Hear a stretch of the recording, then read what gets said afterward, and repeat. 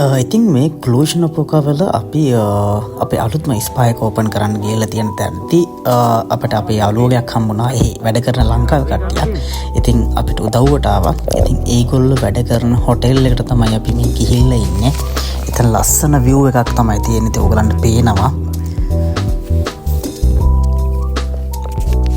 ඊට පස්සේ අපි ඒගොල්ලන්ගේ ළඟ තියෙන කැලෑවකින් ගියා අපිට ස්පායකේ අලුතෙන්ම හදන ගහක් මල් ගහක් හදන්න ඕනේ. ඒකට මේ වගේ ගස් කඩන්න ගියා කැලෑවට.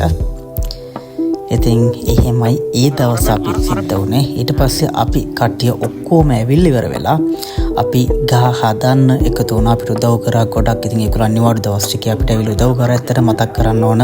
ඉතින් මේ අයියත් අපේ ඉන්නවා අපේ හොඳ යාළුවෙක්. ඉතින් ඒ ඔක්කොම එකතු වෙලා අපි වැඩ ටික කරා. ඉතින් මේ තමයි අපි හදලා කරලා ඉවර වෙලා ක්ලීනින් කරනවා. ඉතින් වැඩ ගොඩක් තියෙනවා ඉස්සරහට පෙන්නන්නම්. ඉතින් අපි ඉස්සරහට වීඩියෝ වලින් අපි අනිවාර්යෙන් පෙන්නන්නම් කොහොමද ෆයිනල් එක සිද්ධ වුණේ කියලා.